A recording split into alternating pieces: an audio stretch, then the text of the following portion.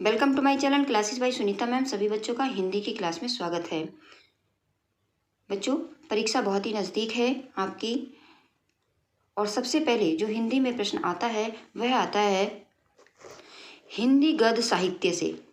हिंदी गद्य साहित्य से सबसे पहला ही प्रश्न आपकी परीक्षा में पूछा जाएगा। तो आज इस वीडियो में हम हिंदी गद्य साहित्य के विकास से संबंधित 51 महत्वपूर्ण प्रश्न उत्तर समझेंगे। और ये जो प्रश्न है वो हिंदी साहित्य, हिंदी सामान्य दोनों ही विद्यार्थियों के लिए आवश्यक है। एक बच्चे ने कमेंट किया था कि मैम परीक्षा आने को है, तो आप बहुत ही महत्वपूर्ण प्रश्न जो होते हैं वो हिंदी में जो आते हैं उसकी वीडियो बना दीजिए। उस बच्चे का जो आईडी है वो है बापू जमींदार, नाम तो मैं नहीं जानती। उस बच्चे के ही अनुरोध पर ये वीडियो बनाई जा रही है, क्योंकि ऐसे लगन से पढ़ने वाले बच्चे मुझे बहुत ही पसंद हैं। जो बच्चे इतनी लगन से पढ़ते हैं और इतनी तन्मयता से पढ़ते रहते हैं, मेहनत से पढ़ते हैं, वो एक दिन सफलता जरूर प्राप्त करते हैं। और बच्चों, इस वीडियो को अगर आप पूरा देखेंगे तो हो सकता है कोई ना कोई प्रश्न जरूर आपकी परीक्षा में इसमें से आ सकता है। इसीलिए बच्चों, इस वीडियो को पूरा देखिए और अच्छी तरह से समझिए, और वीडियो को रोक करके आप इसका स्क्रीनशॉट भी ले लीजिए, और अगर आपके पास समय हो तो आप इसको कॉपी में भी लिख लीजिए। तो बच्चों, जल्दी से समझ लेते हैं हिंदी गद्य साहित्य के विकास से संबंधित 51 महत्वपूर्ण प्रश्न। बच्चों, वैसे तो आपकी परीक्षा में जो प्रश्न आएगा हिंदी गद्य साहित्य का वो इस तरह से आएगा। एक प्रश्न पूछा जाएगा और उसमें 4 बहुबल विकल्प ये दिए जाएंगे, मतलब विकल्प होंगे 4 आपके उसमें, और उसमें से एक सही होगा, 3 गलत होंगे। तो आपको उस एक सही को चुनना है। अब आप तभी चुन पाओगे उस सही को जब आपको उसका उत्तर पता होगा। तो आज इस वीडियो में हम केवल प्रश्न और उसके उत्तर ही समझेंगे। परीक्षा में किस प्रकार से आते हैं, किस तरह से बहुविकल्पीय प्रश्न आते हैं, ये हम अगली वीडियो में समझेंगे। सबसे पहला प्रश्न है, वासुदेव शरण अग्रवाल द्वारा लिखित किसी एक कृति का नाम लिखिए या बताइए। वासुदेव शरण अग्रवाल द्वारा लिखित एक कृति का नाम बताइए। बच्चों, अच्छी तरह से याद कर लो। इसका उत्तर है पृथ्वीपुत्र। पृथ्वीपुत्र। वैसे तो जो वासुदेव शरण अग्रवाल हैं उनकी रचनाएं आपने याद ही कर ली होगी जब इसकी जीवनी याद की होगी, क्योंकि इनकी जीवनी भी बहुत ही महत्वपूर्ण है। तो जितनी भी इनकी रचनाएं हैं उन सबको अच्छी तरह से याद कर लीजिए। लेकिन पहली अगर एक कृति पूछी जाती है तो आप इसको याद कर लीजिए, पृथ्वीपुत्र। अगला प्रश्न है, मेरे विचार रचना के लेखक कौन है? मेरे विचार। तो मेरे विचार के जो रचना के लेखक हैं वह हैं प्रोफेसर जी सुंदर रेड्डी। इसको अच्छी तरह से याद कर लो बच्चों, प्रोफेसर जी सुंदर रेड्डी। अगला प्रश्न है, यशपाल कृत सिंहावलोकन रचना किस विधा में है? यशपाल कृत सिंहावलोकन रचना किस विधा में है? तो इसका उत्तर है संस्मरण। अब बच्चों, आपको ये जो विधा है वो अगले किसी वीडियो में समझाई जाएंगी कि विधा क्या होती हैं। फिर भी संक्षेप में समझ लो कि अगर आता है परीक्षा में कि किन्हीं 2 विधाओं का नाम लिखिए, तो बच्चों आप कुछ भी लिख सकते हैं कि हिंदी कहानी, नाटक, एकांकी, संस्मरण, आत्मकथा, जीवनी, ये सारी विधाओं के नाम हैं। और संक्षेप में हम इन विधाओं को अगली वीडियो में समझेंगे। अभी हम प्रश्न समझ रहे हैं। अगला प्रश्न है, निराला की साहित्य साधना के लेखक कौन है? निराला की साहित्य साधना। तो बच्चों, इसका उत्तर है डॉक्टर रामविलास शर्मा। अच्छी तरह से याद कर लो, निराला की साहित्य साधना, इसका उत्तर है डॉक्टर रामविलास शर्मा। अगला प्रश्न है, बद्री नारायण चौधरी प्रेमघन द्वारा संपादित रचना का नाम बताइए। तो ये जो प्रश्न है ये बहुत ही महत्वपूर्ण है, बहुत बार परीक्षा में आ चुका है, तो इसको अच्छी तरह से याद करें। बद्री नारायण चौधरी प्रेमघन द्वारा संपादित रचना का नाम है आनंद कादम्बनी। अच्छी तरह से याद कर लो, आनंद कादम्बनी बद्री नारायण चौधरी प्रेमघन द्वारा संपादित रचना का नाम है। बच्चों, आप सोचोगे कि इतने सारे प्रश्न हम कैसे याद करेंगे, तो अगर आपने वीडियो को ध्यानपूर्वक सुना है, समझा है और अच्छी तरह से एक बार याद किया है, तो जब अगर परीक्षा में इस वीडियो में से कोई भी एक प्रश्न आएगा तो मैं आपको विश्वास दिलाती हूँ कि वो आपको ज़रूर याद आ जाएगा कि हमने वीडियो में ये सुना था। अगला प्रश्न है, आलोचनात्मक कृति साहित्य सहचर के लेखक कौन हैं? आलोचनात्मक कृति साहित्य सहचर के लेखक कौन हैं? तो इसका उत्तर है हजारी प्रसाद द्विवेदी। इसको अच्छी तरह से याद कर लीजिए, हजारी प्रसाद द्विवेदी। अगला प्रश्न है, ध्रुव स्वामिनी नाटक के लेखक कौन हैं? ये भी बहुत महत्वपूर्ण प्रश्न है, अक्सर परीक्षा में आता है। ध्रुव स्वामिनी नाटक के लेखक कौन हैं? तो इसका उत्तर है जयशंकर प्रसाद।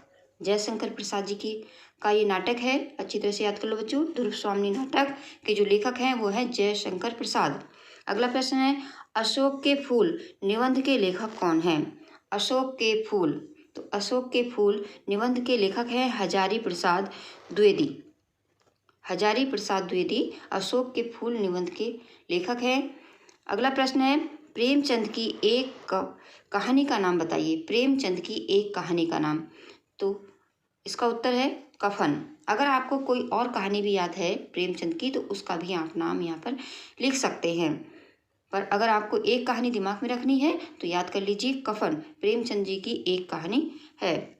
और बच्चों ये बात और ध्यान रखनी है कि प्रेमचंद की बहुत सारी कहानी हैं, उपन्यास हैं, तो आपको अगर कहानी पूछी जा रही है तो आप कहानी बताएंगे और अगर उपन्यास पूछा जा रहा है तो उपन्यास बताएंगे। ऐसे नहीं कि आपने जो है प्रेमचंद जी का कोई भी एक कहानी या उपन्यास याद कर लिया, उसमें आप बच्चों को परेशानी हो जाती है और वो भूल जाते हैं कि प्रेमचंद की कहानी थी कि ये उपन्यास था। अच्छी तरह से याद कर लो, कहानी का नाम है कफन। अगला प्रश्न है, क्या भूलूं क्या याद करूं किसकी आत्मकथा है? क्या भूलूं क्या याद करूं बच्चों, इसका उत्तर है हरिवंश राय बच्चन। बच्चों ये तो आप सभी जानते होंगे, सभी बच्चे अमिताभ बच्चन जी को जरूर जानते हैं और उन्हीं के जो पिताजी हैं उनका ही नाम है हरिवंश राय बच्चन। तो इस तरह से आप याद कर लेना कि जो अमिताभ बच्चन हैं उनके पिताजी का नाम है हरिवंश राय बच्चन और उनकी जो आत्मकथा है, हरिवंश राय बच्चन जी ने जो अपनी आत्मकथा लिखी है उसका नाम है क्या भूलूं क्या याद करूं। अब बच्चों को अच्छी तरह से ये हमेशा के लिए याद रहेगा। अगला प्रश्न है, विषम औषधम, इसको अच्छी तरह से बोलकर देख लो। विषस्यम विषम औषधम की गद विधा क्या है, यानी किस गद विधा में ये लिखी गई? तो ये है बच्चों नाटक। ये प्रश्न भी अक्सर परीक्षा में आ जाता है। अगला प्रश्न है, विद्यानिवास मिश्र किस प्रकार के निबंधकार हैं, यानी वो किस प्रकार के निबंध लिखते थे? विद्यानिवास मिश्र, तो वो ललित निबंध के निबंधकार हैं। अगला प्रश्न है, पांडे बेचन शर्मा उग्र की कृति अपनी खबर किस विधा की रचना है? अब बच्चों अपनी खबर, अब इससे भी आप याद रख सकते हैं कि अपनी खबर जो है अगर लिखी होगी पांडे बेचन शर्मा ने तो जरूर उन्होंने जो लिखा होगा वो अपनी आत्मकथा लिखी होगी। ठीक है, तो इस विधा का नाम है आत्मकथा। जब लेखक अपने बारे में लिखता है, अपने हाथ से अपनी कहानी को लिखता है तो उसे आत्मकथा कहते हैं। तो ये जो पांडे बेचन शर्मा उग्र जी हैं उन्होंने अपनी आत्मकथा लिखी है।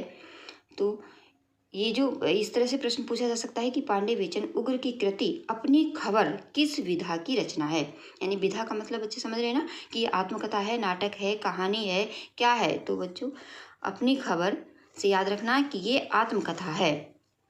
अगला प्रश्न है, 100 अजान एक सुजान के लेखक कौन हैं? तो इसके लेखक हैं बाल कृष्ण भट्ट। ये प्रश्न भी अक्सर परीक्षा में बहुत बार पूछा जाता है और ये प्रश्न भी बहुत बार पूछा जाता है। ये बहुत ही महत्वपूर्ण प्रश्न है, इसको अच्छी तरह से याद कर लेना बच्चों। अरे यायावर रहेगा याद के लेखक कौन हैं? ये भी प्रश्न बहुत ही महत्वपूर्ण है और इसके जो लेखक हैं वो है अज्ञे। और बच्चों कभी कभी परीक्षा में अज्ञे जी का पूरा नाम भी पूछ लिया जाता है। तो बच्चों बताइए क्या आपको अज्ञे जी का पूरा नाम याद है? अगर याद है तो कमेंट में लिख करके बताइए कि अज्ञे जी का पूरा नाम क्या है। और वीडियो के लास्ट में भी आपको बता दिया जाएगा कि अज्ञे जी का पूरा नाम क्या है। तब तक आप खुद अपनी परीक्षा कीजिए कि क्या अगर आता परीक्षा में तो आप लिख देते अज्ञे जी का पूरा नाम। अगर आता है तो कमेंट में लिख करके बताइए कि हाँ हमें आता था, और लिख कर बताइए कि अज्ञे जी का पूरा नाम क्या है। अगला प्रश्न है, हजारी प्रसाद द्विवेदी जी का निबंध संग्रह का क्या नाम है? हजारी प्रसाद द्विवेदी जी का निबंध संग्रह का नाम है आलोक पर्व। अच्छी तरह से याद कर लो, आलोक पर्व हजारी प्रसाद द्विवेदी जी का निबंध संग्रह है। अगला प्रश्न है, शमशेर बहादुर सिंह किस विधा के लेखक हैं? यानी शमशेर बहादुर सिंह किस विधा के लेखक हैं? यहाँ पर बच्चों हमारे दो प्रश्न बनते हैं। अगर इस तरह से पूछा जाए कि डायरी विधा के किसी एक लेखक का नाम लिखिए, तो आप लिख देंगे शमशेर बहादुर सिंह। और अगर ये पूछा जाए कि शमशेर बहादुर सिंह किस विधा के लेखक हैं, तो आप लिखेंगे डायरी विधा के। बच्चों हर लेखक अब की जो लिखने की कला होती है वो सब में अलग अलग होती है। कोई नाटक लिखता है, कोई उपन्यास लिखता है, कोई डायरी लिखता है। तो ये जो शमशेर सिंह बहादुर सिंह हैं, ये डायरी विधा के लेखक हैं। तो आप अच्छी तरह से याद कर लो इसको कि डायरी विधा के लेखक है शमशेर बहादुर सिंह। और इस तरह से भी पूछा जा सकता है कि शमशेर बहादुर सिंह किस विधा के लेखक हैं, तो इसका उत्तर होगा डायरी विधा के। और डायरी तो आप जानते होंगे ना बच्चों, डायरी पता है कि डायरी क्या होती है? अगर आपको पता है तो इसको भी बताइए, इस प्रश्न का भी उत्तर दे दीजिए कमेंट में कि हाँ हमें पता है डायरी विधा क्या है। और लास्ट में मैं बताऊंगी कि डायरी विधा क्या होती है। अगला प्रश्न है, कल्पलता के लेखक कौन हैं? कल्पलता के लेखक कौन हैं? वह है कल्पलता के लेखक है महावीर प्रसाद द्विवेदी। इसको भी अच्छी तरह से बच्चों याद कर लीजिए। ये प्रश्न भी बहुत बार बच्चों परीक्षा में पूछा जाता है, बहुत ही महत्वपूर्ण प्रश्न है। मेरी असफलताएं।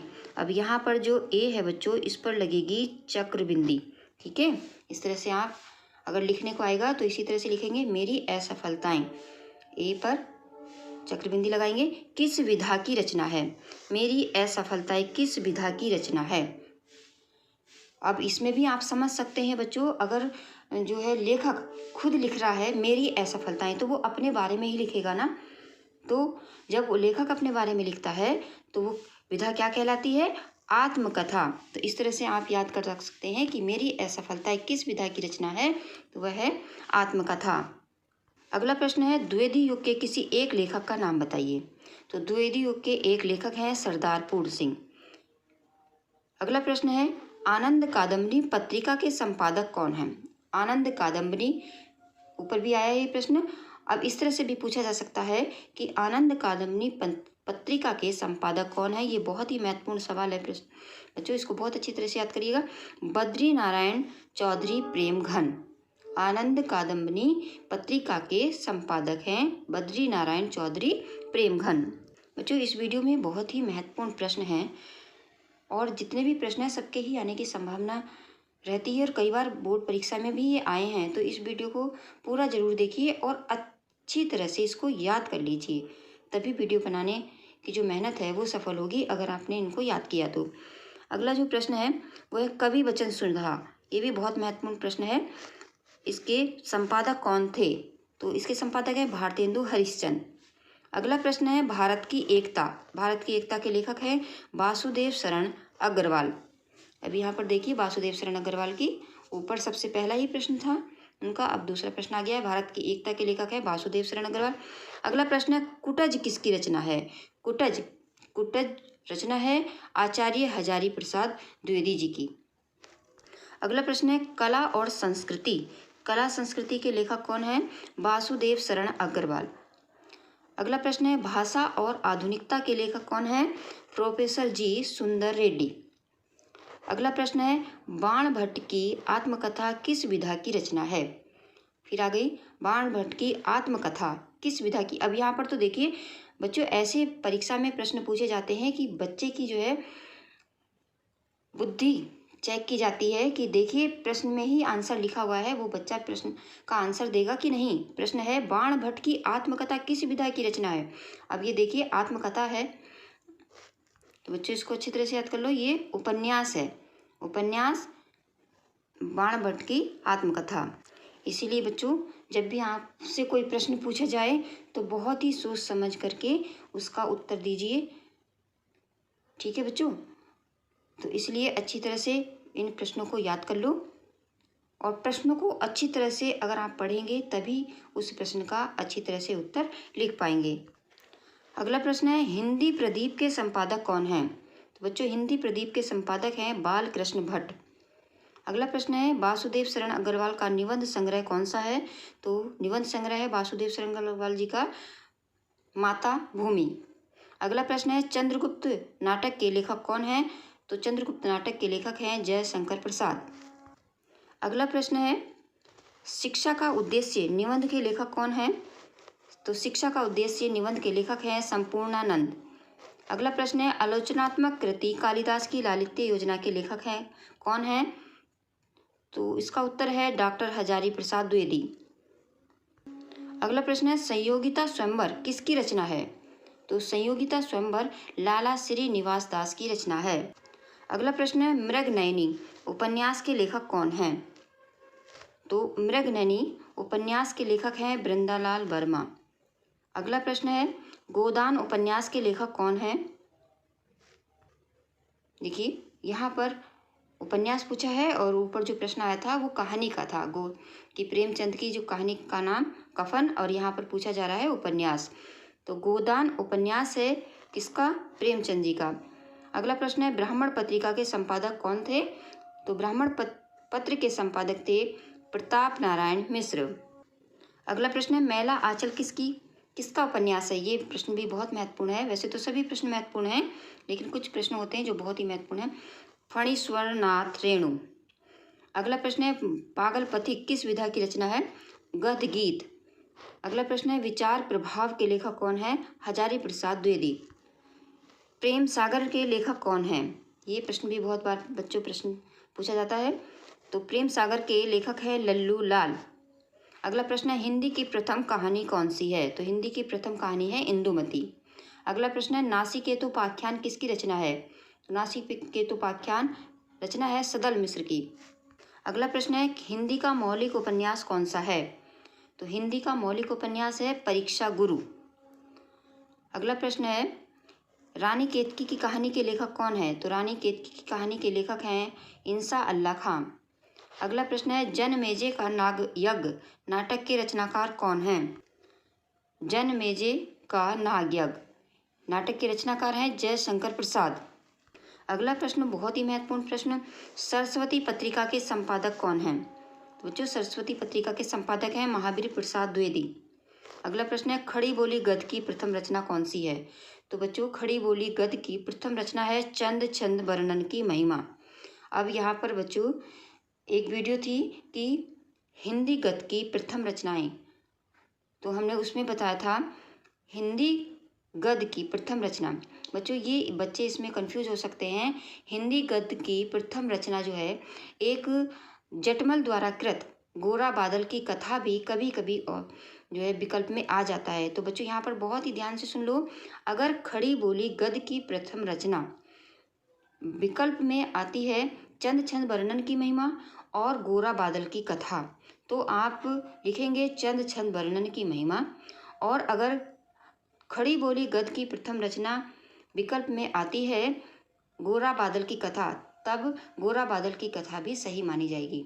बच्चों बात यह है कि जो चंद छंद वर्णन की महिमा है, बहुत से विद्वानों में मतभेद है कि चंद छंद वर्णन की महिमा को पहली कृति माना जाता है, पहली रचना माना जाता है, क्योंकि ये जो लिखी गई पहले लिखी गई और गोरा बादल की जो कथा है वो बाद में लिखी गई, जो जटमल द्वारा लिखी गई थी। लेकिन कुछ विद्वान गोरा बादल की कथा को भी खड़ी बोली गद्य की प्रथम रचना मानते हैं और कुछ विद्वान चंद छंद वर्णन की महिमा को मानते हैं। तो बच्चों आपको ध्यान रखना है कि अगर बहु विकल्प में ये प्रश्न आता है कि खड़ी बोली गद्य की प्रथम रचना और उसमें केवल गोरा बादल की कथा आता है तो आप गोरा बादल लिखेंगे। अगर आ जाता है चंद छंद वर्णन की महिमा तो आप चंद छंद वर्णन की महिमा लिखेंगे। और अगर चंद छंद वर्णन की महिमा और गोरा बादल दोनों ऑप्शन होते हैं तब आप चंद छंद वर्णन की महिमा को टिक करेंगे, क्योंकि चंद छंद वर्णन की महिमा का जो लिखने का समय है वो पहले है, गोरा बादल की कथा बाद में लिखी गई है। अगला प्रश्न है राष्ट्र का स्वरूप निबंध के लेखक कौन है? तो राष्ट्र का स्वरूप जो बच्चों आपका पहला पाठ भी है, याद कर लो, ये तो आपको याद ही होगा, वासुदेव शरण अग्रवाल।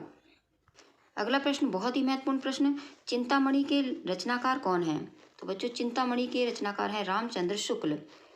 किसके गद में करुण वेदना संवेदना की प्रधानता होती है? किसके गद में करुण संवेदना की प्रधानता होती है? तो वह है बच्चों महादेवी वर्मा। करुण वेद संवेदना का मतलब होता है दुख। दुख की कविताएं किनकी हैं? वो है महादेवी वर्मा। और अगला प्रश्न है, लास्ट प्रश्न, पारणिकालीन भारत शोध ग्रंथ के लेखक कौन है? तो वह है वासुदेव शरण अग्रवाल। ये वीडियो वासुदेव शरण अग्रवाल के प्रश्न से ही शुरू हुई थी, वासुदेव शरण अग्रवाल के ही प्रश्न से समाप्त होती है।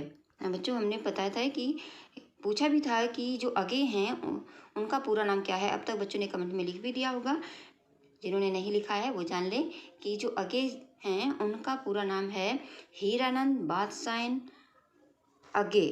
तो बच्चों, आज इस वीडियो में हम इतना ही समझेंगे, इतने ही प्रश्न समझेंगे। अगली वीडियो में हम और जो कुछ भी महत्वपूर्ण प्रश्न होंगे वो आपको अगली वीडियो में समझाए जाएंगे।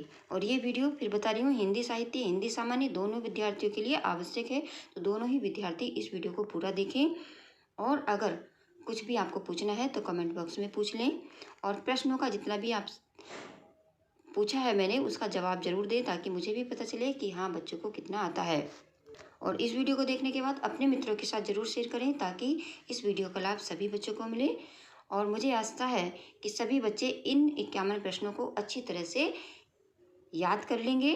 और जब परीक्षा में से इनमें से कोई प्रश्न आएगा तो जरूर परीक्षा में लिख करके अच्छे अंक प्राप्त करेंगे। तो बच्चे, इस वीडियो को पूरा देखना और अच्छी तरह से याद कर लेना। और जो बच्चे चैनल पर नए हैं वो सब्सक्राइब कर लेना और साथ में जो घंटी है उसको भी प्रेस कर लेना, ताकि अगली वीडियो का नोटिफिकेशन सबसे पहले आपके पास पहुंच जाए। धन्यवाद।